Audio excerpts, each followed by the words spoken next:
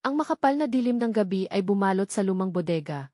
Tanging ang mahina at kumikislap na ilaw mula sa security camera numero 03 ang nag-iisang saksi sa naganap na mabagsik na labanan. Sa gitna ng mga katawan na nakahandusay, isang nag-iisang anino ang tumindig.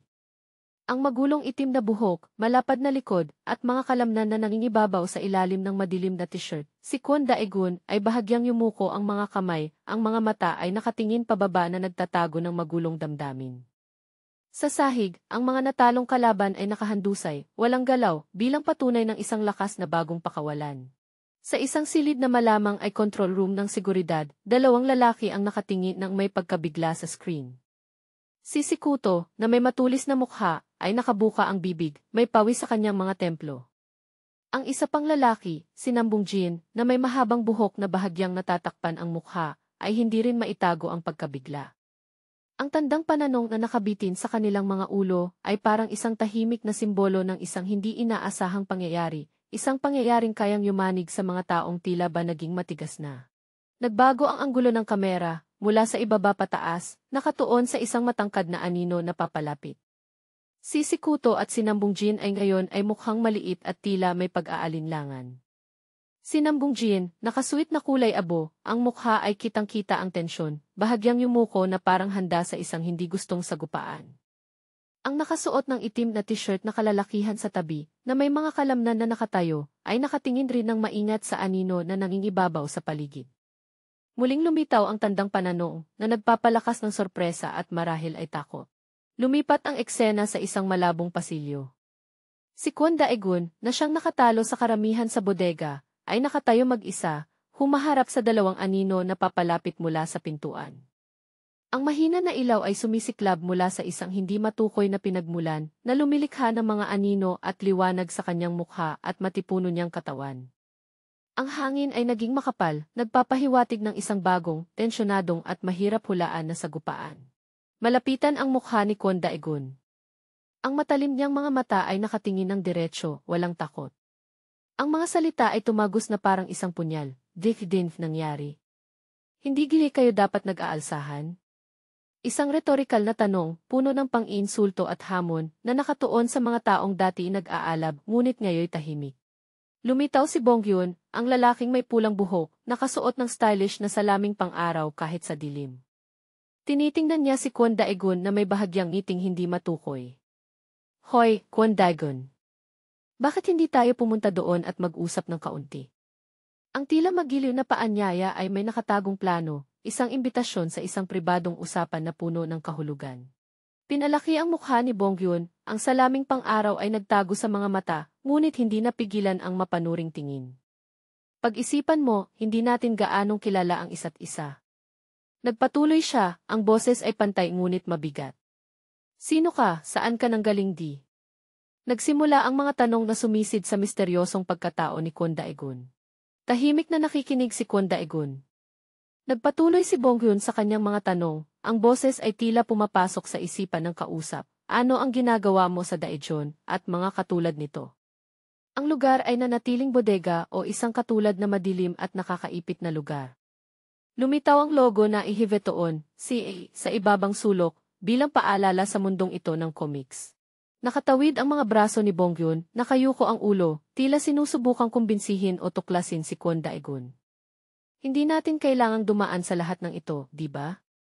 Kung magiging maayos ang lahat para sa atin, Bongyun. Ngunit pinutol siya ni Kwon Daegun, ang boses ay matatag at malamig, hindi magiging maayos. Isang matibay na pahayag na pinapatay ang lahat ng pag-asa para sa isang madaling pakikipagtulungan. Malapitan ang mukha ni Bongyun. Ang salaming pang-araw ay nananatili, ngunit ngayon ay may malaking itim na tandang pananong na nakabitin sa kanyang templo. Ang dating kumpiyansa ay tila nababahala. Nagkunot ang noo, bahagyang nakabuka ang bibig, nagpapakita ng pagkagulat at marahil ay kaunting pagkalito sa determinasyon ni Kwon Daegun. Nagpapatuloy ang mental na sagupaan na nangangako ng mas komplikadong mga pangyayari. Nakatuon ang kamera sa malapad na dibdib ni Bongyun, ang mga salita ay lumalabas mula sa kanya, may halong kayabangan at inis, hindi giididge, nasasabi giididenge aming. Malapitan ang mukha ni Bongyun. Ang salaming pang-araw ay nananatili, ngunit ngayon ay may malaking itim na tandang pananong na nakabitin sa kanyang templo. Ang dating kumpiyansa ay tila nababahala. Nagkunot ang noo, bahagyang nakabuka ang bibig, nagpapakita ng pagkagulat at marahil ay kaunting pagkalito sa determinasyon ni Kwon Daegun. Nagpapatuloy ang mental na sagupaan na nangangako ng mas komplikadong mga pangyayari. Nakatuon ang kamera sa malapad na dibdib ni Bongyun, ang mga salita ay lumalabas mula sa kanya, may halong kayabangan at inis, hindi gigididye, nasasabi gigidideng aming planong. Tila sinusubukan niyang panatilihin ang usapan, o kahit papaano ay ipakita na siya pa rin ang may kontrol. Bahagyang yumuko si Kwon Daegun, ang matalim na tingin ay hindi nagbago. Hindi kailangan makinig, sagot niya, kalmado ngunit mabigat ang bigat ng salita, upang malaman kung din mangyayari. Isang ganap na kumpiyansa, o isang malalim na pagkaunawa sa likas ng mga kalaban. Bumalik sa control room, si Nam Bungjin, na nakasaksi sa eksena sa security screen, kasama si Sikuto, ay ngayon ay nakatalikod, ang mahabang buhok ay halos natatakpan ang mukha. Ang kanyang mga salita ay lumalabas, puno ng pagkalito at hindi pagkakaintindihan, di usapan. Ang pag-uusap ni Kwon Daegun at Bongyun ay malinaw na lumampas sa inaasahan ng mga tagamasid. Sa control room, si Nam Bungjin at si Sikuto ay muling tumutok sa screen. Si Sikuto, na may tensyon sa mukha, ay ginagamit ang mouse. Si Nam Bungjin ay nakatayo sa tabi, mga kamay sa bulsa, nag-uutos ng kalmado, ngunit may otoridad, taasin den volume. Medyo nagulat si Sikuto, sumagot ng tia, nga pala, at mabilis na inayos. Sinisikap nilang marinig ng malinaw ang matinding sagupaan. Ang imahe ni Kwon Daegun ay lumilitaw sa screen, malabo at hindi malinaw, ngunit ang matikas niyang tindig at malamig na aura ay hindi mapagkakamali. Ang kanyang mga salita ay umalinggaw sa mga speaker, na parang direktang nagsasalita sa mga nanonood. Sasabihin ni AC Inyo isang saglit na katahimikan na puno ng kahulugan, pagkatapos ay nagpatuloy. Dahil kayong lahat ay sobrang kuryoso. Isang banayad na pang-aasar, ngunit sapat upang magdulot ng pag-iingat sa kalaban. Muling malapitan ang mukha ni Kwon Daegun. Ang kanyang mga mata ay naging seryoso, nakatuon sa isang hindi matukoy na punto. Noon David, sinimulan niya ang isang bagong paksa, ang tono ay naging mapanuri, Dennis dalagang mag-aaral, ginamit ninyong paanyaya di akin dito. Hindi niya tinapos ang pangungusap, ngunit ang bigat nito ay nagpapalakas ng tensyon. Biglang lumipat ang eksena sa dalagang mag-aaral, na may magandang mukha ngunit may bahagyang pag-aalala. Sa tabi niya ay si Sikuto. Tinitingnan siya nito ng malamig, halos walang pakialam. Ang mga salita mula sa kanya ay malamig at tila walang puso, hindi alam din pangalan niya. Sinabihan Yage, pero nakalimutan ni AC, na nagpapakita ng kanyang kawalang malasakit. Nagpatuloy si Kwon Daegun, ang mukha ay nanatiling kalmado, ngunit ang mga mata ay nagliliwanag ng determinasyon. Tama din sinasabi ni S. Inyo. Kanyang pinagtibay, wala talagang kinalaman si akin dens dalagang Isang malinaw na pahayag na naghihiwalay sa inosenteng dalagang mag-aaral mula sa mapanganib na sagupaan. Bahagyang lumingon si Kwon Daegun, ngunit nanatiling nakatuon kay Bongyun at Nam Bungjin.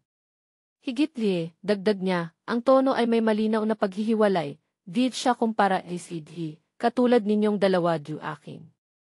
Ang pahayag na ito ay hindi lamang nagpoprotekta sa dalagang mag-aaral, kundi nagpapahiwatig din ng likas ng mga kalaban at marahil pati na rin ng kanyang sarili.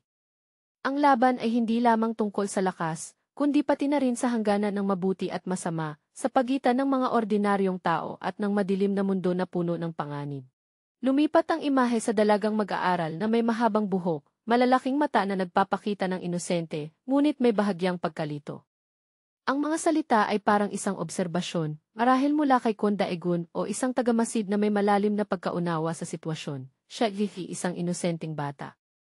At pagkatapos, isang kontrast ang inilagay, si kabilang paniggi. Lumitaw ang mukha ni Nam Bungjin sa control room, malamig ang mga mata at tila may kalkuladong plano. Ang mga salita ay nagpatuloy na tinutukoy ang mga target, nagplano ng bagay.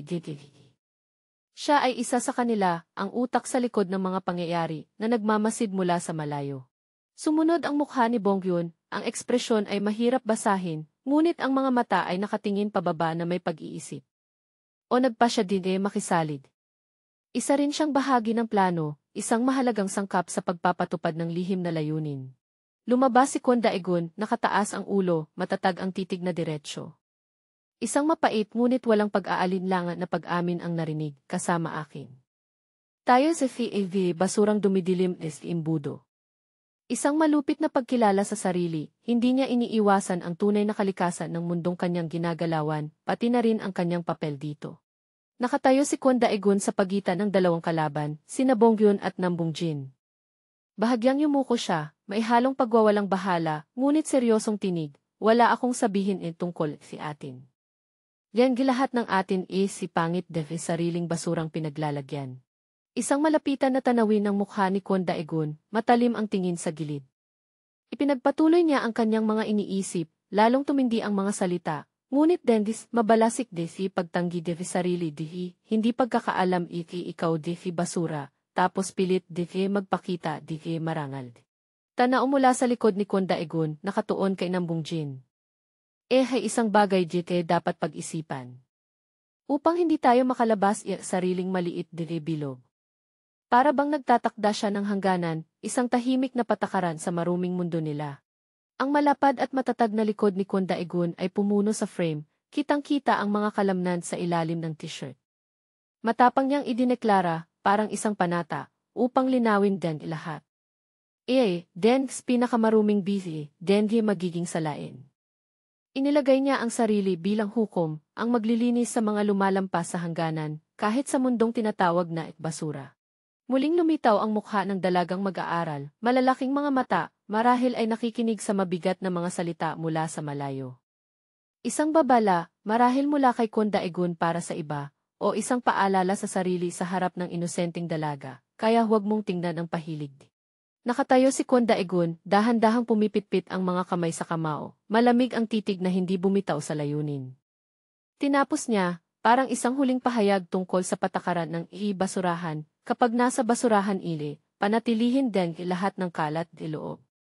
Isang babala, isang hangganan ang itinakda, at isang pangakong paglilinis kung mailalabag. Ang labanan ay tila hindi lamang para mabuhay, kundi para mapanatili ang isang baluktot na kaayusan sa isang bulok na mundo. Napangisi si Bonghyun, ang kanyang salaming pang-araw ay bumagsak upang ipakita ang mapanghamon at misteryosong mga mata. Hindi maintindihan din sinasabi di. Pang-iinsulto niya. Iyon ni Deng sinasabi di gustong alamin kung sino Deng pinakamarumi. Ang mga salita ni Kwon Daegun ay parang naglalagay ng langis sa apoy, hamon sa pride ni Bonghyun. Si Nam Bungjin, na tahimik na nanonood, biglang humugot ng isang makinang na punyal. Malamig ang kanyang titig, nakatuon kay Kwon Daegun. Kung iyan gusto ni.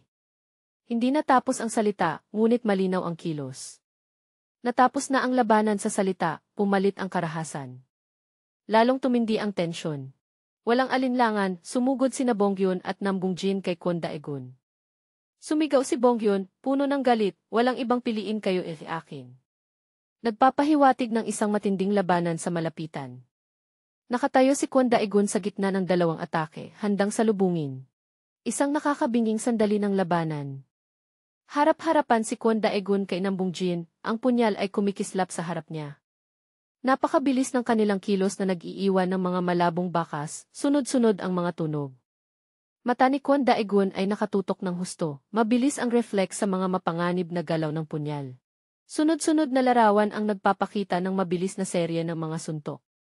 Hindi lang siya nagtatanggol kundi sumasalakay din pinigilan ni Kwon Daegun ang atake ni Nam Bungjin, sabay na pinapalo si Bonghyun ng malalakas na suntok. Ang mga suntok ay sunod-sunod, bumubuo ng isang makapangyarihan at marahas na eksena ng labanan. Nagpatuloy ang labanan ng may matinding lakas. Nagpaikot si Kwon Daegun ng isang sipa na nagtulak kay Nam Bungjin palayo, sumigaw ito ng tiigis. Kaagad siyang umikot upang harapin si Bonghyun na hindi rin umatras. Ang mga suntok at sipa ay tuloy-tuloy, ang paligid ay parang nanginginig sa lakas nila. Ipinapakita nito ang tindi ng labanan. Isang mapanganib na atake mula kay Kwon Daegun. Nagpaikot siya ng sipa na tumama sa mukha ni Nam Bungjin na sumigaw ng TAV sa sakit.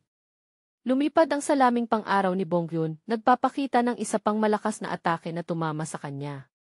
Pinatibay nito ang lakas ng suntok. Nagpaulan si Kwon Daegun ng isang malakas na suntok kay Bongyun. Ang mga kalamnan sa kanyang braso ay nangingibabaw, lahat ng lakas ay nakatuon sa suntok. Muling pinatunayan nito ang nakamamatay na lakas ni Kwon Daegun. Ang mga larawan ay nagpapakita ng wakas ng labanan. Bumagsak si Nam Bungjin sa lupa matapos ang isang malakas na suntok. Si Bongyun, may mga pasa sa mukha, ay sumigaw ng galit, Kwon Daegun, tarantado ile. Ngunit hindi siya binigyan ni Kwon Daegun ng pagkakataon, nagpatuloy siya sa sunod-sunod na suntok, walang tigil, hanggang sa bumagsak din si Bongyun. Pagkatapos ng labanan, nakatayo si Kwon Daegun, medyo mabilis ang paghinga, ngunit malamig pa rin ang mga mata.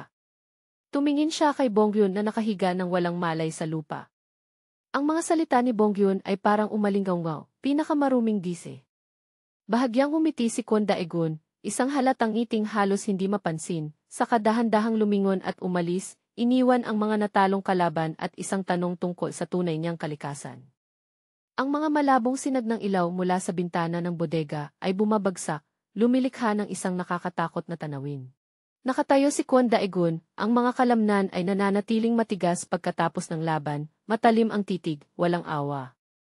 Muling pinagtibay niya ang kanyang pahayag, bilang paliwanag sa kanyang ginawa, sinabi di si inyo defi daidens, pinakamaruming bi. Hindi na ito mapait na pag-amin, kundi pagtanggap, isang titulong handa niyang pasanin, upang ipatupad ang kanyang sariling pikatarungan. Sa control room, nakatingin si Nam Bungjin sa screen na may nakatingang mukha. Malalaki ang mga mata, bahagyang nakabuka ang bibig, isang malaking tandang pananong ang lumitaw sa itaas, nagpapakita ng matinding pagkabigla sa lakas at kalupitan ni Kwon Daegun. Tila tuluyang bumagsak ang kanyang plano. Muling lumitaw ang mukha ng dalagang mag-aaral. Ang kanyang mga mata ay nananatiling inosente, ngunit ngayon ay maihalong pagkabigla at marahil takot sa nasaksihan o naramdaman na karahasan. Para siyang isang hindi sinasadyang saksi sa malupit na mundo ng ilalim, isang mundong ganap na kakaiba sa kanyang kadalisayan. Lumipat ang eksena sa isang grupo ng ibang mga dalagang mag-aaral, marahil mga kaklase ng dalagang mag-aaral. Isang babae na may salamin, seryoso ang mukha, tumitingin sa dalagang mag-aaral na nakayuko, may tinig na puno ng pagkadismaya at paghatol. Si pananawbi, pare-pareho kayong lahat. Lahat kayong nagtatanggol lahat ng bagay si pamamagitan ng kamay. Ang mga salita ay parang paghusga mula sa kinormal na mundo laban sa mga tulad ni Kwon Daegun at mga kalaban niya, malinaw na ipinapakita ang pagkakaiba at hindi pagkakasundo ng dalawang mundo. Si Kwon Daegun, na mas maayos ang suot na bestida, ay mabilis na lumalabas ng isang pinto. Ang ilaw mula sa labas ay bumabagsak, lumilikha ng mahabang anino sa sahig. Ipinapakita nito ang determinasyon sa kanyang kilos. Tila umaalis siya matapos dilinisin ang lugar. Si Ju Ingong, na may ilang peklat sa mukha, sumigaw ng gulat at galit nang makita si Nam Bungjin na gumagawa ng isang hindi malinaw na bagay. Nam Bungjin. Anong ginagawa di? Ngayon ay hinarap ni Nam Bungjin si Ju Ingong. Tinanong ni Ju Ingong nang may pagkadismaya, sinabi defi ikideng labanan ng boss. Sinabi defi magkakaroon niya ng tsansang makipag-isa Kwon Daegun. Tila may isang lihim na kasunduan, isang pangakong marangal na labanan, ngunit ang totoong nangyari ay ganap na iba. Tumugon si Nam Bungjin ng malamig, walang pag-aalinlangan, this problema ise. Ipinaliwanag niya ng kalmado ang kanyang plano. Dennis, pinakamalalaking lakas Dandy, magpapahina givih Kwon Daegun. Tumingin si Ju Ingong kay Nam Bungjin na halos hindi makapaniwala sa narinig. Nang marinig ang susunod na bahagi ng plano, ikaw Dennis magtatapos kanya. Maliwanag na ang papel ni Ju Ingong ay bilang itagalinis ng labanan, nakikinabang sa gawa ng iba, nakabaligtaran ng kanyang inaasahan para sa isang patas na laban. Tumingin si Nam Bungjin ng diretsyo kay Ju Ingong, muling pinagtibay ang planong naayos na, tulad ng pag-usap natin, ikaw Danis magpapabagsag Adif Kwon Daegun. Ganitong paraan, magiging hari Adif ng Daejeon. Isang pangakong kapangyarihan at karangalan, ngunit itinayo sa panlilinlang at maruruming kalkulasyon. Ang labanan para sa trono ng ilalim ng lupa ng Daejeon ay puno pa rin ng mga lihim at magkakapatong na mga pakana. Nanatiling kalmado hanggang sa malamig si Nam Bungjin, hinarap si Ju Ingong na naglalagablab sa galit.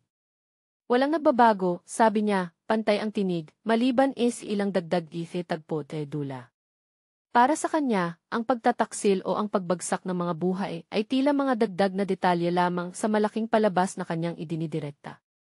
Si Ju Ingong, ang mukha ay may bakas ng galit, ang benda sa pisngi ay patunay ng matinding pinagdaanan. Ang mga paa na nakasuot ng itim na sapatos pang sports na may puting gilid ay nagmamadaling naglalakad sa madilim na pasilyo, ang mga hakbang ay mabilis at nagmamadali. Ito si Lee Sang-yoon. Si Lee Sung-yoon, nakasuot ng uniforme ng estudyante, nakasuksok ng salamin, tumatakbo ng buong lakas sa pasilyo. Ang itim na buhok na may parting, ang mukha ay nagpapakita ng determinasyon na maihalong tensyon, nagpapahiwatig ng isang habulan o pagsisikap na makarating sa isang lugar sa oras. Biglang huminto ang mga sapatos pang sports ni Lee Sung-yoon. Tumigil si Lee Sung-yoon, sa harap niya, sa dulo ng pasilyo, ay si Ju Ingong na nakatayo roon. Isang hindi inaasahang pagkikita. Ang mga hakbang ng taong nasa harapan ay lalo pang nagpapataas ng tensyon.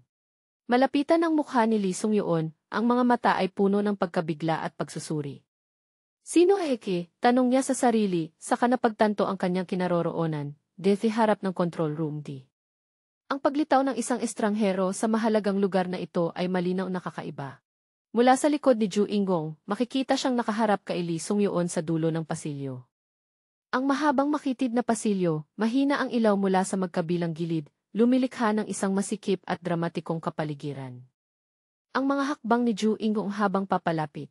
Si Lee Sung-yoon, nakaposisyon para sa depensa, hindi inaalis ang tingin kay Ju Ingong na papalapit. Nagtataka siya, isagiri siya disidiviri malalakas didinre alam. Tila nararamdaman niya ang isang mapanganib na aura mula sa kalaban. Lumapit si Ju Ingong nang napakalapit kay Lee Sung-yoon, nagpapakita ng biglaang pagsalakay na may layunin. Nanatili si Lee Sung-yoon sa depensa, handa sa anumang maaaring mangyari. Isang hindi inaasahang pangyayari.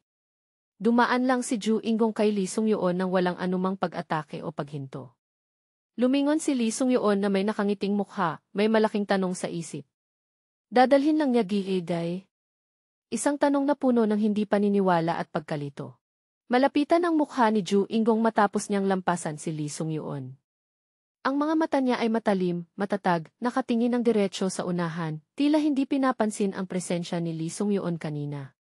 Nasa pisngi pa rin ang benda, paalala ng mga labang hindi pa tapos. Ano ang layunin niya? At bakit niya basta-basta nilampasan si Lee Sung-yoon? Maraming bagong tanong ang lumilitaw, nangangako ng mas komplikadong mga pangyayari. Tinitigan ni Lee Sung-yoon ang likuran ni Ju Ingong ng matalim, wala ng dating pagkabigla. Tila may napagtanto siya o mabilis na sinusuri ang sitwasyon. Ang malamig na kalmadong kanyang taglay ay lubos na taliwas sa kaguluhang naganap. Tumingin si Nam Bungjin kay Ju Ingong na palayo na, may bahid ng panlilibak at pagmamaliit sa tinig, parang bata lang hi. Nagpatuloy siya, puno ng kumpiyansa at kayabangan, kung aesthetically lang gusto ilang magbuo ng isang hari, hindi ipinili.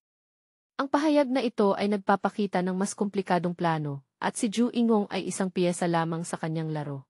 Malapitan ang mukha ni Nam Bungjin, ang mga mata niya ay malalim ang pag-iisip, puno ng matatalim na plano. Yan isang hari hindi lang kailangan ng lakas. Bulong niya, parang nakikipag-usap sa sarili o nagpapaliwanag sa isang hindi nakikitang tao. Yan isang hari ay kailangan ng perpektong kwento. Para sa kanya, ang kapangyarihan ay hindi lang kalakasan ng katawan, kundi ang pamumuno, isang alamat na maingat na hinabi. Pumasok si Lee Sung-yoon sa control room, hinarap si Nam Bungjin. Tiningnan siya ni Nam Bungjin, may bahagyang ngiti sa labi. Ngayong oras, sigurado akong nagdulot ng malaking bagay. Sabi niya, may halong paghanga at babala.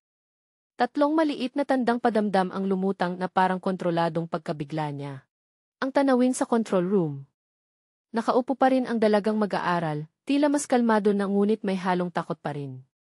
Nakatayo si Sikuto sa tabi at nakaupo si Nam Bungjin sa tapat ni Lee Sung-yoon.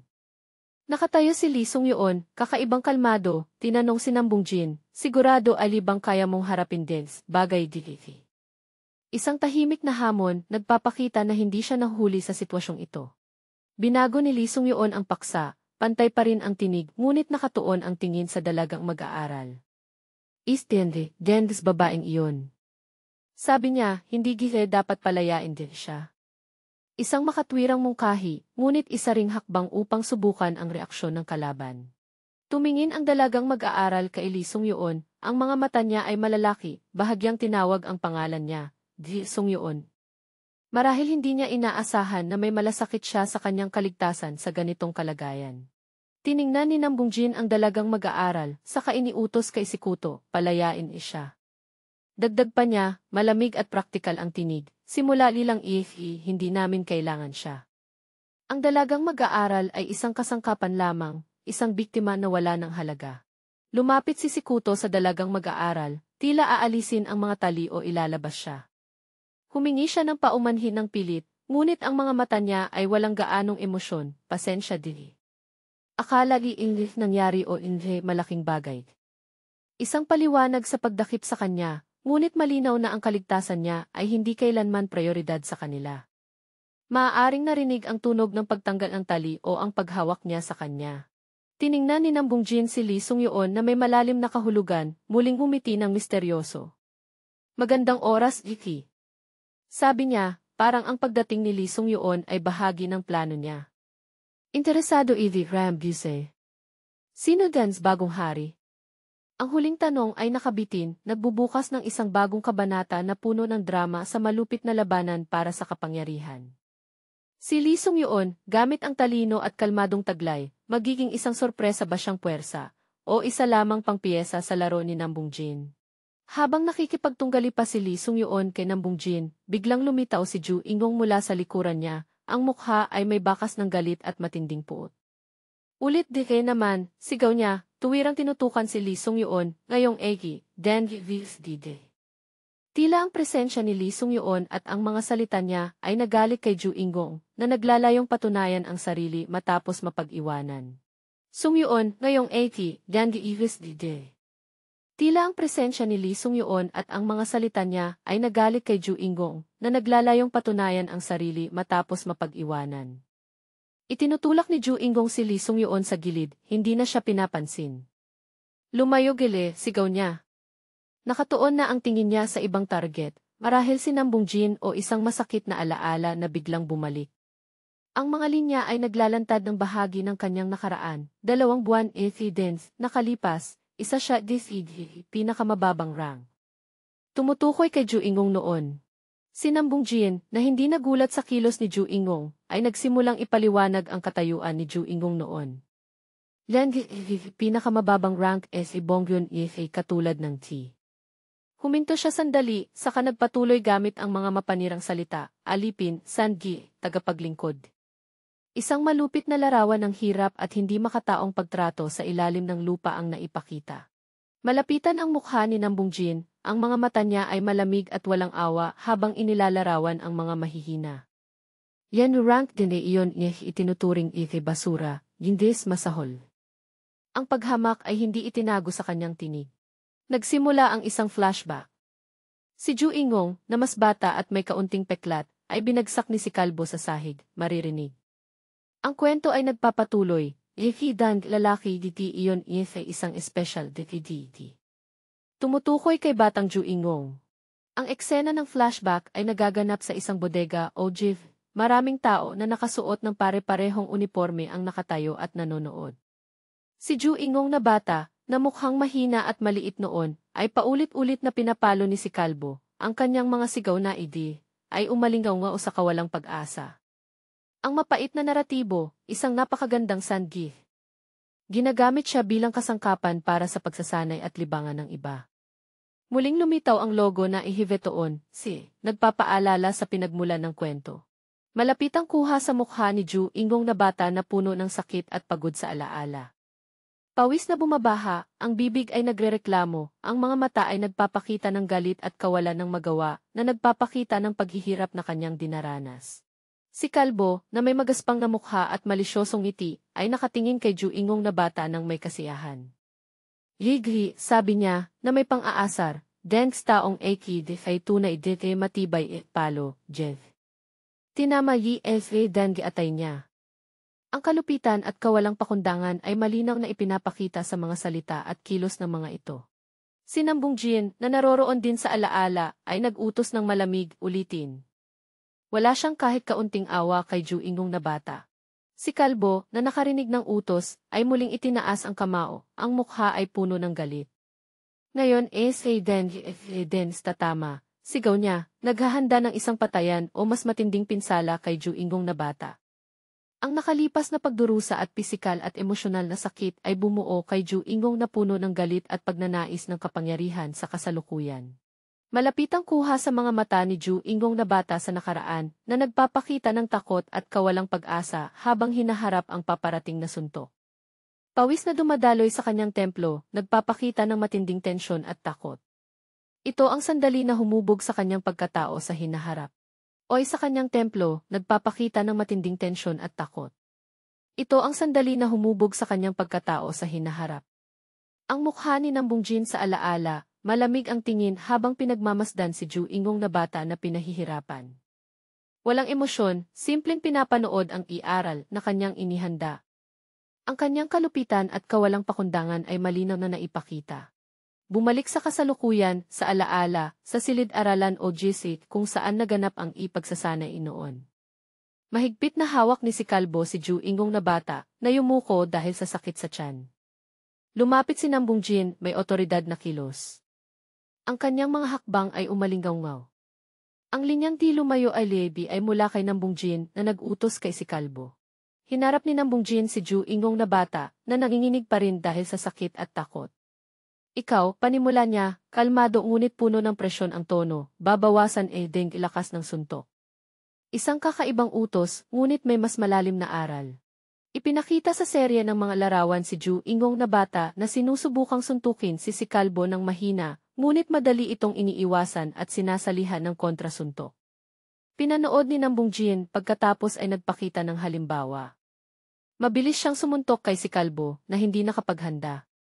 Ang linyang hindi ay mula kay Ju Ingong na bata na napagtanto ang agwat ng antas. Hinawakan ni Nambungjin si Kalbo na ngayon ay halatang natakot. Ganito Dennis pagtatapos ng atas, sabi niya, malamig pa rin ang boses, na parang nagtuturo kay Ju Ingong na bata ng teknik sa pakikipaglaban o marahil ay isang leksyon sa kalupitan mula kay si Kalbo. Nakatayo si Ju Ingong na bata. Mahigpit ang pagkakahawak ng mga kamay sa kamao. Ang mukha ay nagpapakita ng pagkabigla at marahil ng kaunting kaliwanagan matapos mapanood ang demonstrasyon ni Nambungjin, na maaaring nagpapahiwatig ng panibagong determinasyon sa kanya. Sa gabay o presyon ni Nambungjin, tumira si Ju Ingong na bata ng isang suntok na tumama sa mukha ni si Kalbo, na nagpapakita ng mas malakas na suntok kaysa dati. Muling lumitaw ang logo na Ihivetoon, CF. Matapos matanggap ang suntok, hinawakan ni si Kalbo ang kwelyo ni Ju Ingong na bata, sumigaw ng galit, gusto bang mamatay. Natakot si Ju Ingong na bata, mabilis na humingi ng tawad Pasensya din Maaari kong nasaktan. Mukhang masyadong malakas ang suntok, lampas sa inaasahan ng dalawa. Nakatayo si Nambungjin, nakatingin sa dalawang tauhan nang walang pagbabago sa ekspresyon. Naglabas siya ng huling utos, maikli at tiyak, kayo dalawa, maglaban. Isang malupit na pagsubok, isang paraan para sanayin ang kanyang mga piyesa, o simpleng isang masamang libangan. Ito ang kapaligirang humubog sa mga taong tulad ni Ju Ingong at iba pa sa ilalim ng mundo. Si Kalbo, na ang mukha ay nabago dahil sa suntok ni Ju Ingong na bata, ay tumingin sa kanya nang hindi makapaniwala. Kanya jihi, nautal siya, pawis ang bumubuhos. Yag-if ay isang karaniwang rank. Siya vengisan kiri. Ang pagbabaliktad ng kaayusan, kahit sandali lang, ay nagdulot sa kanya ng pagkabigla at kahihiyan. Walang pagbabago sa mukha ni Nambungjin. Malamig ang kanyang mga mata habang matatag na inuulit ang utos, sinabi maglaban. Walang puwang para sa pag-aalinlangan o pagtutol. Nagsimulang magbulungan ang iba sa silid. Isang karaniwang rank laban isang mababang rank. Walang lohika, sabi ng isa. Pero dins magagawa. Utos kidsay namgung udayandi. Sagot ng isa pa. Yan ga sinasabi hindi siya pwede matalo isang sangi, nai yuse. Walang pagbabago sa mukha ni Nambungjin. Malamig ang kanyang mga mata habang matatag na inuulit ang utos, sinabi maglaban. Walang puwang para sa pag-aalinlangan o pagtutol. Nagsimulang magbulungan ang iba sa silid. Isang karaniwang rank laban ni si isang mababang rank. Walang lohika, sabi ng isa. Pero Darth Dins magagawa. Utos a kidsay namgung udayandi. Sagot ng isa pa. Yan ga sinasabi gi, hindi siya pwede matalo dahil isang sangi, Dai Yuse. Ang pagdududa at kuryosidad ay sumasabay sa mga usapan.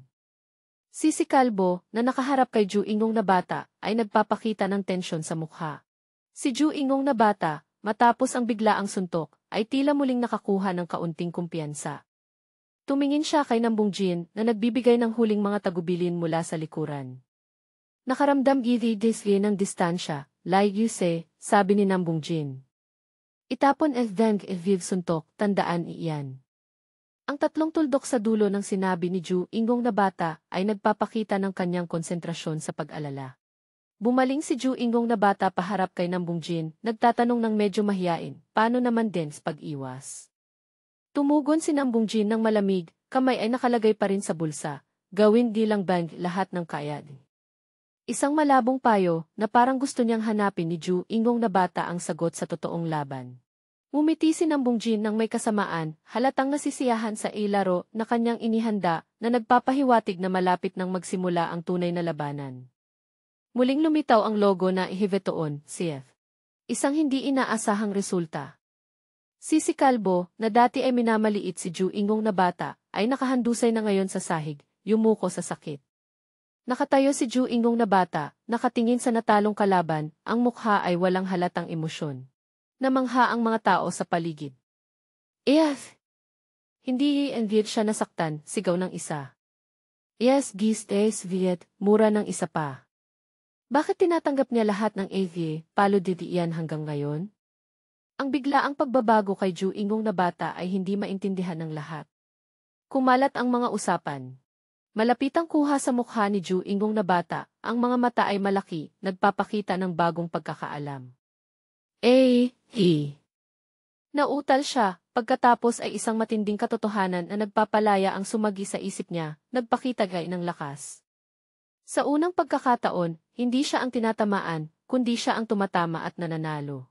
Ang mga mata ni Ju Ingong na bata ay kumislap ng kakaibang liwanag, halo ng pagkabigla, kasiyahan, at marahil ng kaunting takot. Bumulong siya sa sarili na parang hindi makapaniwala sa nangyari, nanalo ietidiki. Ito ang sandali na nagsimula ang pagbabago ng Kisan Bag, inilatag ang unang mga hakbang patungo sa pagiging isang nakakatakot na tao sa ilalim ng mundo. Ang kalupitan ni Nambung Jin, na nakakatawang paraan, ay naging mitsa ng paggising ng isang halimaw. Lumapit si Nambung Jin kay Ju Ingong na bata, na naguguluhan pa rin matapos ang unang panalo. Hinawakan niya ang balikat ni Ju Ingong na bata, na may tono ng isang nakakataas na nagbibigay ng biyaya, kumusta? Malapitang kuha sa mukha ni Nambung Jin, ang mga mata ay makitid at may mapanuring ngiti na puno ng kahulugan. Tinanong niya, na parang gustong masilip ang bagong damdamin ni Ju Ingong na bata, deng ilasa ng tagumpay. Tumingin si Ju Ingong na bata kay Nambung Jin, ang mga mata ay maihalong pagkalito, ngunit may kakaibang liwanag. Ngumiti siya ng bahagya, isang inosenteng ngiti ngunit puno ng panganib. Panimula niya, hinahanap ang mga salita para ilarawan ang kanyang nararamdaman. Pagkatapos, biglang sumuntok si Ju Ingong na bata sa mukha ni Kalbo, na nakahandusay pa rin sa sahig. Saya, sigaw niya, ang mukha ay nagpapakita ng labis na kasiyahan, na nagpapahiwatig ng isang suntok na walang awa. Ang unang panalo ay nagising ng isang halimaw sa loob niya. Mga sapatos ni Ju Ingong na bata ay sumipa sa katawan ni Kalbo, nagpapakita ng ganap na dominasyon. Ang boses ng tagapagsalaysay ay umalinggaw, parang komentaryo sa pagbabago niya, kapangyarihan ipinagkaloob di. Patuloy na inilalabas ni Ju Ingong na bata ang kanyang galit kay Kalbo, hinawakan ang kanyang damit at pinagsunod-sunod ang mga suntok, muling umalinggaw, ngunit sa pagkakataong ito, si Ju Ingong na bata ang pumapak. Ang benda sa kanyang pisngi ay parang patunay ng mga suntok na kanyang tiniis, at ngayon, siya ang nagbabayad ng lahat. Si Kalbo ay nakahiga ng walang galaw sa ilalim ng mga paa ni Ju Ingong na bata. Patuloy ang boses ng tagapagsalaysay, Jeffy hindi alam ng sarili niya nasa kanya Muling bumunot si Ju Ingong na bata ng isang suntok, ang mukha ay puno ng kalupitan at pagkasindak sa tagumpay.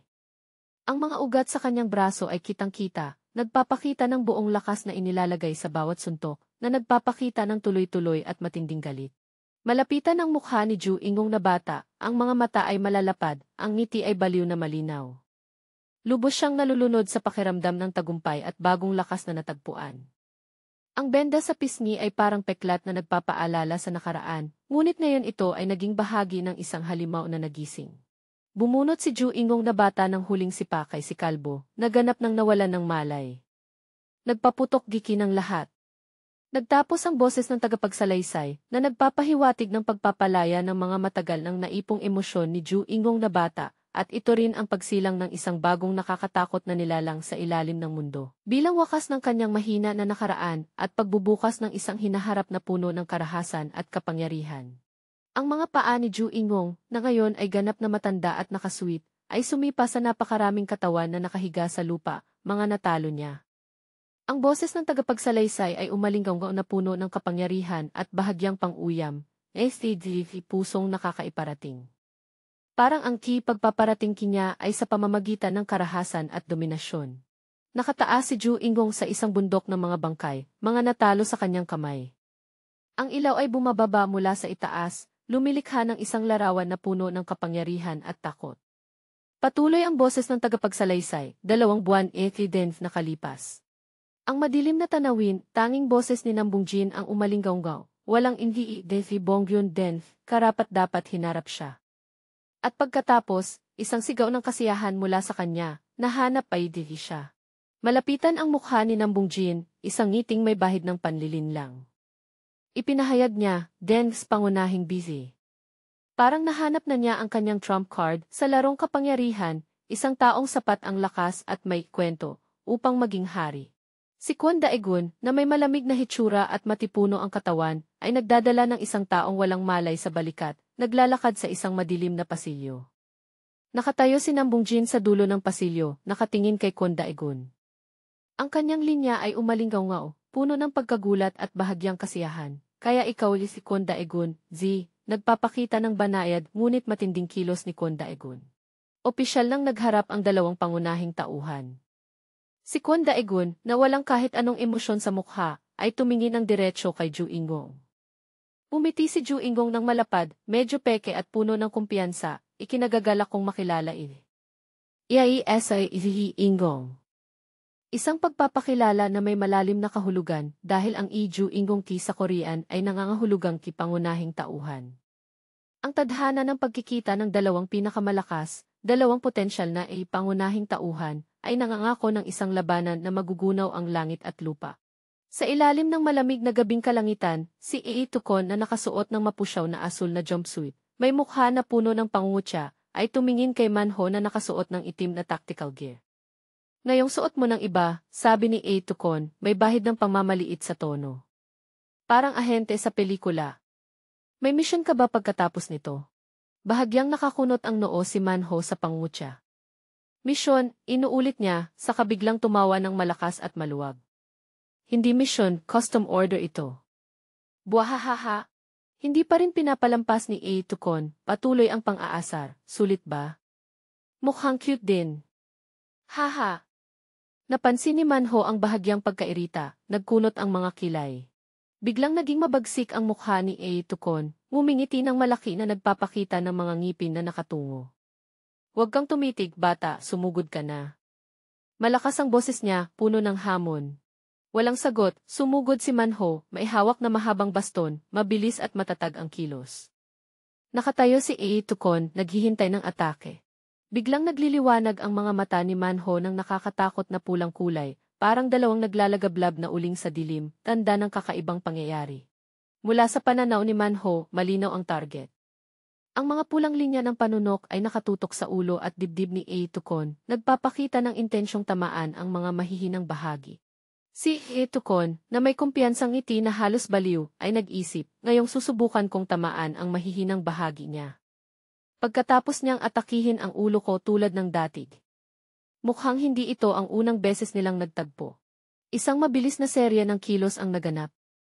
Sumigaw si Tukon ng GY nang makaiwas sa isang atake. Agad na umikot si Manho at tinulak gamit ang siko, sinundan ng sipa na nagbuga ng alikabok sa mukha ni Tukon. Malapitan ang mga mata ni A. Tukon, napikit siya dahil sa alikabok. Isang murang patibong talaga, bulong niya, kung hindi ko nakita, hulihin kita. Sigaw ni A. Tukon, kahit limitado ang paningin, sumugod pa rin siya gamit ang lakas ng katawan para dakpin si Manho. Hulihin kita. Sigaw ni A. Tukon, kahit limitado ang paningin, sumugod pa rin siya gamit ang lakas ng katawan para dakpin si Manho. Sumigaw si Manho ng tikweg, sa sakit ng mahuli ni A. Tukon at marahil ay mahigpit na niyakap. Dumaloy ang pawis sa kanyang templo, ang mukha ay kumunot sa sakit. Malakas na tumawa si A. Tukon, may tagumpay ng ngiti. O madali lang, sigaw niya, tila naniniwala na hawak na niya ang sitwasyon at panalo na siya. Kahit nakakadena, tumingin si Manho kay G. Tukon ng matatag, halos may paghamak. Igi kumpara kay dati, tanong niya, puno ng hamon na parang walang epekto ang sitwasyon. Naiinis sa sinabi ni Manho, naggangalit si A. Tukon at sumuntok sa kalaban. Ipaliwanag galit na tanong niya. Nagbago ang eksena. Si Kwon Daegun, nakasuot ng itim na t-shirt at pantalon, may jacket na nakasabit sa balikat, ay naglalakad sa isang tahimik na pasilyo, marahil sa isang paaralan o gusali. Malamig at misteryoso pa rin ang kanyang aura. Isang binata, si Ju Ingong, na may kayumangging buhok at benda sa pisngi, ay lumitaw at hinarang si Kwon Daegun. Umiti siya ng tila magiliw. Ikinagagalak kong makilala Gili, sabi ni Ju Ingong. Kung narito Gili siguradong napagwalang bahala defideng lahat ng pinakamalalaking kalaban. Malapitan ang mukha ni Kwon Daegun. Matalim ang tingin niya kay Ju Ingong, walang ipinapakitang emosyon. Ang kanyang katahimikan ay lalo pang nagpapahiwatig na misteryo at hindi mahulaan. Nagpatuloy si Ju Ingong sa mahinahong tono, lahat, humihingi day ng paumanhin. Ipinapaubayag si Bongyun humingi ng paumanhin si Mukhang may kaugnayan si Ju Ingong kay Bongyun at nais ayusin ang mga alitan. Nakatayo si Nambong Jin sa likod ni Ju Ingong, sumunod sa sinabi, gusto ilang ipaalam hindi ikiden, gusto natin lahat. Hindi maulit, matatag na pahayag ni Ju Ingong. Matatag na pahayag ni Ju Ingong, hanggang dagi ni Dens, pinakamalaking lakas Bongyun. Ipinapakita ng pahayag ang ambisyon at posisyon ni Ju Ingong sa organisasyon. Matapos marinig ito, bahagyang umiti si Kwon Daegun. Salamat sa Diyos. Alam mo rin ang normal na daloy, sabi niya, sa kalumingon, ang jacket ay nakasabit pa rin sa balikat. Sige, aalis na ako. Biglang tinawag ni Ju Ingong si Kwon Daegun, hoy. Lumingon siya, ang mukha ay wala ng dating magiliw na ekspresyon. Hanggang 2 buwan na ang nakalipas, isa pa rin akong punching bag. Nagpatuloy si Ju Ingong, puno ng pait at galit, pero alam ko lang ang sumunod at mabuhay. Galit ako sa sistemang naghati-hati sa akin. Tiningnan ni Kwon Daegun si Ju Ingong na tila hindi interesado, marahil ay napakarami na niyang narinig na ganitong reklamo. Sagot niya nang walang pakialam, sige. Nakakalungkot. Tumawa ng malakas si Ju Ingong sa reaksyon ni Kwon Daegun. Puahaha. Mabait ka talaga, sabi niya, hindi ko kailangan ng awa, pero salamat. Nanatiling malamig si Kwon Daegun, lumingon at umalis. Tinawag muli ni Ju Ingong, may halong kuryosidad, sakali, may kilala ka bang malakas na kapantay mo? Isang flashback ang lumitaw, ipinapakita si Ju Ingong na binugbog ng brutal. Ang boses ni Kwon Daegun ay malamig at walang awa, kalunos-lunusan kahinaan. Kasalanan mo yan, hindi ng iba. Pagkatapos marinig ang matinding salita, ngumiti si Ju Ingong ng kakaiba. Hindi ko sinasadya na awa ka, sabi niya, ngayon na iniisip ko, maswerte pala ako. Tiningnan ni Ju Ingong ang likod ni Kwon Daegun na naglalakad, malalim ang tono, hindi mo mararamdaman ito maliban na lang kung naranasan mo ng mabuhay bilang mahina. Naiintindihan ko ito dahil naranasan ko. Mukha ni Ju Ingong may ngiting mayabang at medyo tuso. Isang taong kumikilos na parang siya ang nasa itaas ko. Ang saya ng pakiramdam kapag may tunay na nasa ilalim mo. Mula sa likod ni Kwon Daegun, patuloy siyang naglalakad, hindi pinapansin ang monologo ni Ju Ingong. Ang boses ni Ju Ingong ay patuloy, durugin ang kalaban. Tanging salita ni Ju Ingong sa speech bubble, iyan ang primal na kasiyahan ng pagpapakita ng lakas. Isang ilustrasyon ng isang tao na tumatama ng suntok sa mukha ng kalaban. Salita ni Ju Ingong, isa-isa. Larawan ng mga paa na nagsusuot ng tsinelas na naglalakad sa ibabaw ng mga katawan na nakahiga sa lupa. Salita ni Ju Ingong, tumutuntong sa mga nasa ilalim. Iniwan ang mahina sa likod. Malapitan ang batok at tainga ni Kwon Daegun, tila nakikinig pa rin. Salita ni Ju Ingong, pakiramdam ng patuloy na paglakas. Lumingon si Kwon Daegun, matalim ang tingin kay Ju Ingong. Isulat mo yan sa kanyang tala, sabi niya nang may pang-uyam, wag mo akong kausapin tungkol dyan. Hindi natitinag si Ju Ingong sa saloobin ni Kwon Daegun. Gusto kong umangat pa, sabi niya, ang hagdang kailangang akyatin ko ay si Baek Suhyo. Tiningnan ni Ju Ingong si Kwon Daegun, may kumpiyansang ngiti. Pero natalo mo siya, kaya dalawa kang baitang sa itaas ko. Ipinapakita ng pahayag ang respeto, o marahil bagong kalkulasyon, ni Ju Ingong sa lakas ni Kwon Daegun, at pinagtitibay ang kanyang kasalukuyang posisyon. Si Ju Ingong, na may determinasyon at bahagyang pagkabaliw sa mga mata, ay sumugod kay Kwon Daegun. Hulaan kong sobra akong nakatuon sa sariling ambisyon, sabi niya, kaya hindi ko mapigilan ang sarili ko di. Okay ni Ju Ingong. Kitang-kita ang pagkagulat sa mga mata ni Ju Ingong. Mabilis ang labanan. Patuloy na iniiwasan ni Kwon Daegun ang mga malalakas na atake ni Ju Ingong, mabilis at eksaktong kumikilos ang katawan. Nagbigay si Ju Ingong ng malakas na hook punch, ngunit nanatiling may distansya si Kwon Daegun, walang pagbabago sa ekspresyon. Malapitan ang mukha ni Ju Ingong, nakatuon ang mga mata. Iniisip niya, mabilis siya, pero napansin ko na. Si Kwon Daegun, na ang jacket ay nakatakip na parang hood, ay sumugod ng napakabilis. Si Ju Ingong, na may kumpiyansang ngiti, ay sumugod din upang tumugon. Distansya ay si atin. Iniisip niya, tila nakuha na niya ang pagkakataon. Halos maabot na ng kamao ni Ju Ingong ang mukha ni Kwon Daegun. Oras din ki, naabot migi kayo. Matapang na ipinahayag ni Ju Ingong. Isang hindi inaasahang pangyayari. Kumislap ang mga mata ni Kwon Daegun. Si Ju Ingong, na akala niya ay hawak na ang panalo, biglang nagpakita ng labis na pagkabigla. Ano ang nangyari? Ano ang ginawa ni Kwon Daegun upang baligtarin ang sitwasyon? Bumagsak si Ju Ingong, niyakap ang kanyang mukha, tila nakatanggap ng isang hindi inaasahang suntok mula kay Kwon Daegun.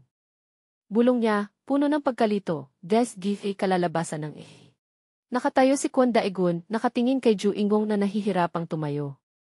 Kahit nasasaktan, hindi sumusuko si Ju Ingong. Oras dyan ay kidi. Kinagat niya ang ngipin. Maaabot kayo. Muling sumugod si Ju Ingong, determinado na makipaghiganti.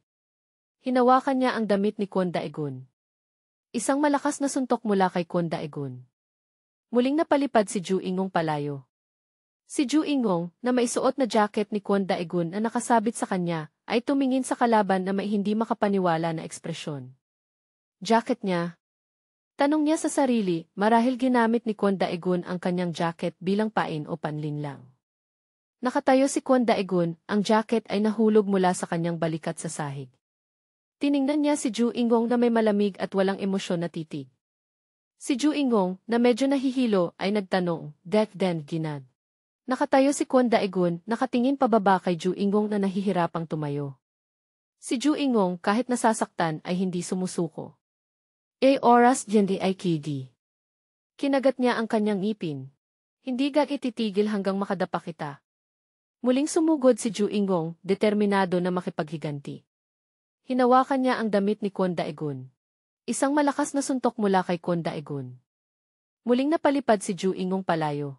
Si Ju Ingong, na maisuot na jacket ni Kwon Daegun na nakasabit sa kanya, ay tumingin sa kalaban na may hindi makapaniwala na ekspresyon. Jacket niya? Tanong niya sa sarili, marahil ginamit ni Kwon Daegun ang kanyang jacket bilang pain o panlinlang. Nakatayo si Kwon Daegun, ang jacket ay nahulog mula sa kanyang balikat sa sahig. Tiningnan niya si Ju Ingong na may malamig at walang emosyon na titig. Si Ju Ingong, na medyo nahihilo, ay nagtanong, "Death dad ginagawa?" Hindi ibigil seryoso dahil laban? Si Kwon Daegun, na ang hood ay naibaba na, ay sumagot ng kalmado, "Nesi totoo lang, hindi nakikita di kailangan kong seryosohin." Si Ju Ingong, na tila nasaktan ang pride, ay nagmadaling magpaliwanag, sinasabi gidi hindi irekonektado bagay gidi. Hindi. Hindi ikitungkol si iyon, wag akong maunawa ng mali. Tiningnan ni Kwon Daegun si Ju Ingong, ang kanyang matalim na tingin ay tila sumisid sa kaluluwa ng kalaban. Gusto ilang, sabi niya, na may malamig at makapangyarihang tono, yumukod magpatuloy susunod di hakbang. Nagpatuloy si Kwon Daegun, hindi nagbago ang tono, sinabi di kanina. Tila interesado give. Itinuro ni Ju Ingong ang kanyang mga mata, paliwanag na may kumpiyansa at bahagyang mayabang. Sweet dance, pinagmulan ng lakas maikling panahon. Tunay, didis maganda gens paningin ni kumpara Devi. Tila tinutukoy niya ang isang espesyal na kakayahan na may kinalaman sa kanyang paningin.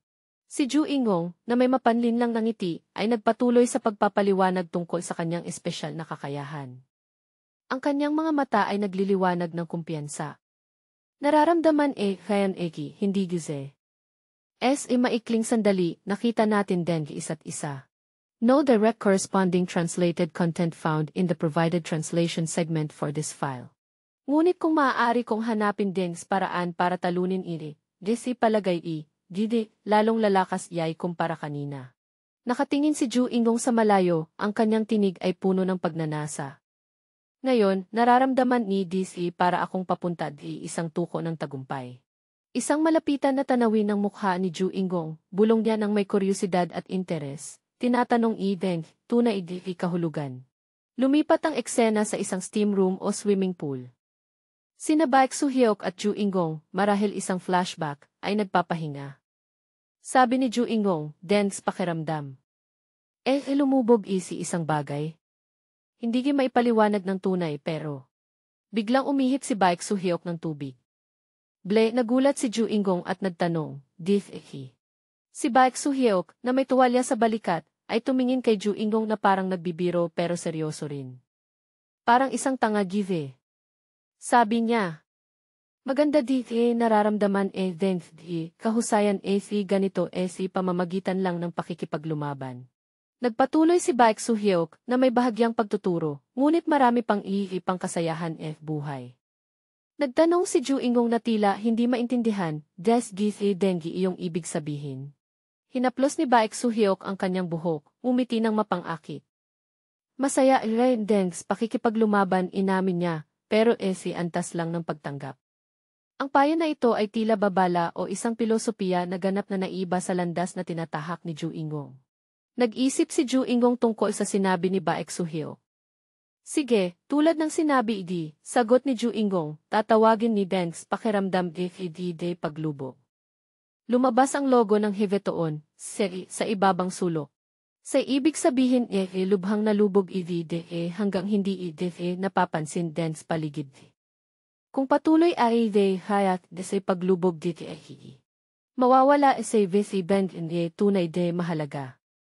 Nagbabala si Baek Soo-hyuk, ang kanyang mga mata ay nakatingin sa malayo. Sa malayo, nakatayo si Ju Ingong, tila nag-iisip tungkol sa mga salitang iyon. Kinurot ni Ju Ingong ang kanyang ulo, may bahagyang pagkalito at pagninilay. Nagpatuloy siya sa pag-iisip, may bahagyang ngiti. Parang salita ay ng isang napakalakas DVD, naisip ni Ju Ingong, sinasabi isang taong naging walang pakialam lahat. Si Kwon Daegun, na may matalim na titig, ay pumutol sa mga iniisip ni Ju Ingong. Pamamalasdi. Tiningnan ni Ju Ingong si Kwon Daegun, muling lumitaw ang kumpiyansang ngiti sa kanyang mga labi. Divis maganda siguro sabihin pagkatapos mong patunayan didis malakas kaysa akin. Hamon niya. Kung talagang malakas hindi nawala ng mahalaga simula ilang. Nagpatuloy si Ju Ingong, na may mapanghamong tono, hindi nagpapakita mahina Sa ibaba, nakatayo si Kwon Daegun, walang ekspresyon sa mukha, ngunit tila ang mga salita ni Ju Ingong ay tumama sa kanya. Tahimik pa rin si Kwon Daegun, nakatingin sa lupa. Muling lumabas ang logo ng Hevetoon, CF. Nang makita ni Ju Ingong na hindi sumagot si Kwon Daegun, lumapit siya ng mas malapit. Hindi sasagot. Tanong niya, tinamagi dense, pinakamahalagang punto Tila pabor na si Ju Ingong sa pagtatalo, habang patuloy niyang tinutuligsa ang mga kahinaan sa emosyon ni Kwon Daegun. Nakatayo si Kwon Daegun, nakatalikod kay Ju Ingong, na nasa malayong bahagi ng pasilyo. Si Kwon Daegun, na may matatag na titig, ay tumingin kay Ju Ingong. Palagay ganun indeed. Bahagi niyang inamin ang sinabi ni Ju Ingong. Pagkatapos ay nagpatuloy siya, na may mapanghamong tono, sige, lalaban SVVC ng buong lakas tulad ng gustuin. Nang marinig ang hamon ni Kwon Daegun, ngumiti ng maliwanag si Ju Ingong. Wakas. Sigaw niya, salamat, ngunit bago pa siya makatapos, sumugod na si Kwon Daegun ng napakabilis. Malapitan na tanawin ng mukha ni Ju Ingong, ang kanyang mga mata ay malaki, nagpapakita ng pagkabigla at marahil ay pagkahilo sa bilis at lakas ni Kwon Daegun. Ang kamao ni Kwon Daegun ay diretso patungo sa kanya. Napalipad si Ju Ingong palayo, halos yumuko ang katawan dahil sa lakas ng suntok. Malapitan na tanawin ng mga mata ni Ju Ingong, pilit niyang tinitingnan sa pagitan ng mga kamay na nakatakip sa mukha.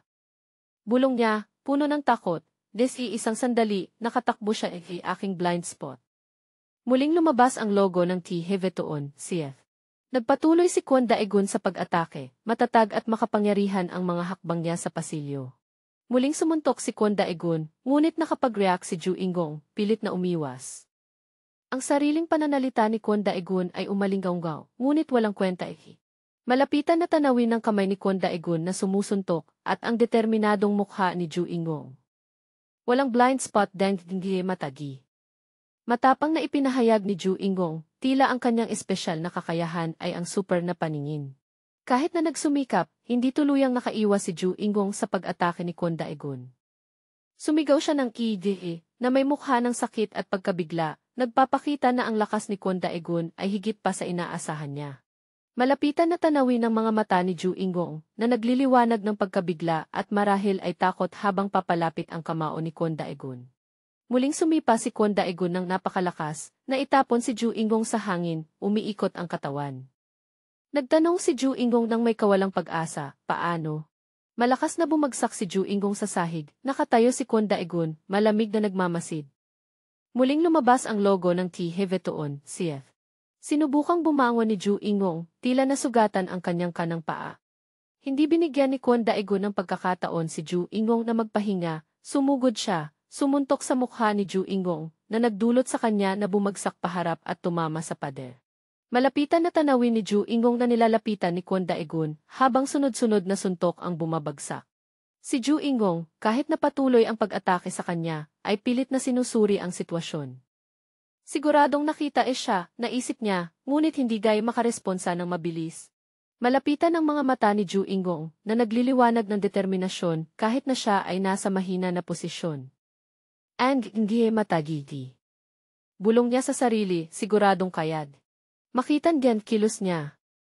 Larawan ni Kwon Daegun na kumikilos ng mabilis, ngunit tila kaya pa rin ni Ju Ingong nasundan ang galaw. Si Ju Ingong, na may mukha na puno ng sugat, ngunit matatag ang mga mata, ay mahigpit na nagsabi, kailangan kong makaresponsa. Hindi pa rin niya isinusuko ang pag-asa ng tagumpay, kahit na napakahirap ng kalagayan. Malapitan ang mga mata ni Kwon Daegun na kumikislap ng kakaibang puting liwanag, habang si Ju Ingong, kahit na nasugatan, ay pilit na nagko-concentrate ng husto. Si Ju Ingong, kahit na pinipilit ni Kwon Daegun, ay naghahanap pa rin ang pagkakataon. Kaya kong makita sila.